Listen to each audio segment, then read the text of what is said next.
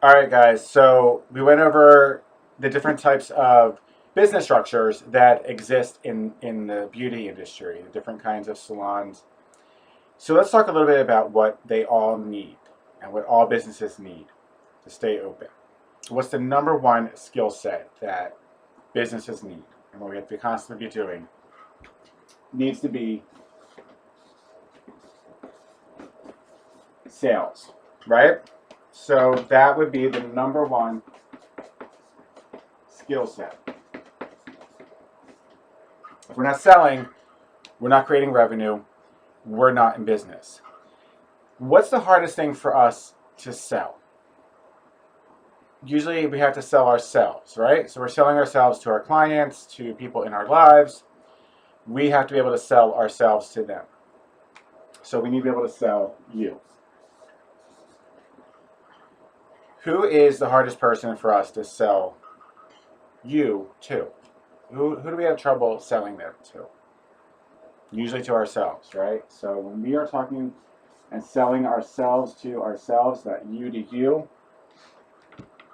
sometimes we struggle there, right? There's that little block in our head. There's that voice that says, you're not good enough, you don't deserve it, it's too hard. Whatever that reason, whatever that voice is, whatever that block is, that's what creates the difficulty of selling you to you. So once we master that art of selling you to you, everything else becomes easier. Because once you believe it, you can sell it. And if you can sell it, then you can create that revenue, you can create that life, and that's where the transformation takes place. So aside from ourselves and selling ourselves, what do we need to be a part of to really create transformation and to create success? You need to be part of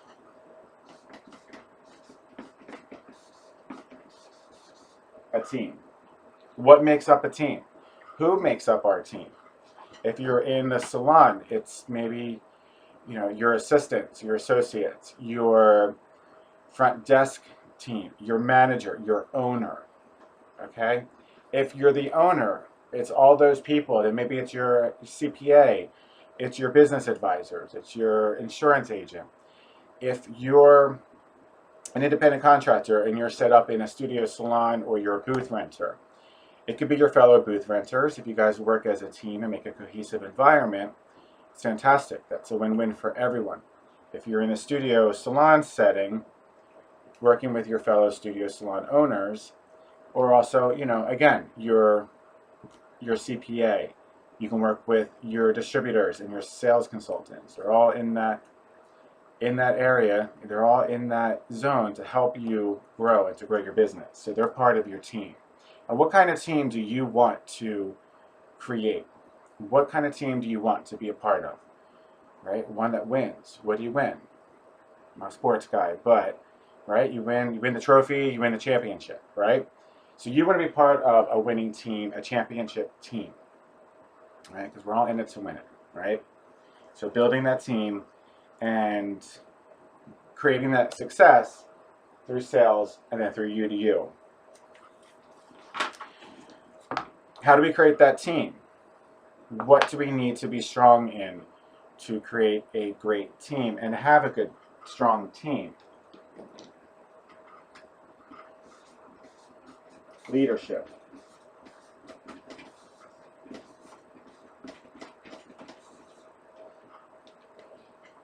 Okay.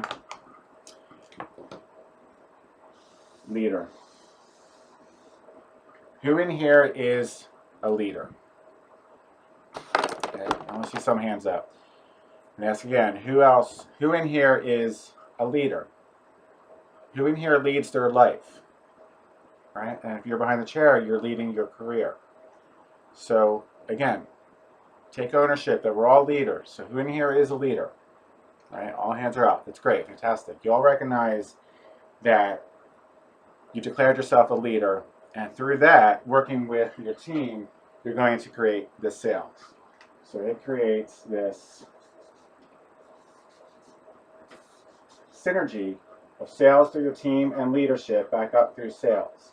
They all work together They all work in synergy, and there's got to be congruency. So if one isn't working, if one is off, they're all off, and you're not in business.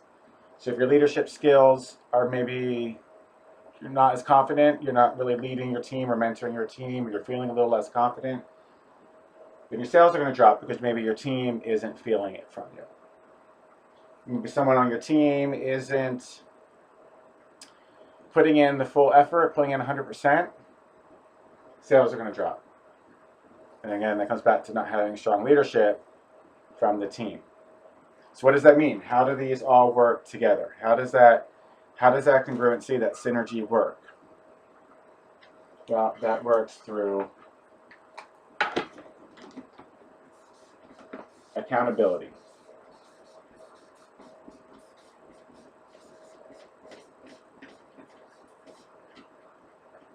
What is accountability? Who are we accountable to, right? We're accountable to ourselves, and we're accountable to our team, because that's what makes a strong leader. So we keep that going. We want to make sure that we are constantly making ourselves accountable and making our team accountable through what? What do we need to have in order to make accountability work and to always be there? We need to have a high set of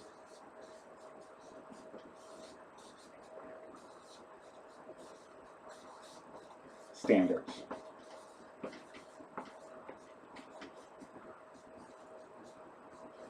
Right?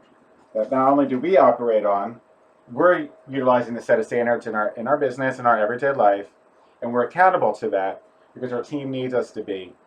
But our team is also accountable to the same set of standards. And when that happens, that's when the sales happen, and that's where we go back into what we were talking about earlier, being a successful business owner. Does that make sense to you guys? All right, great.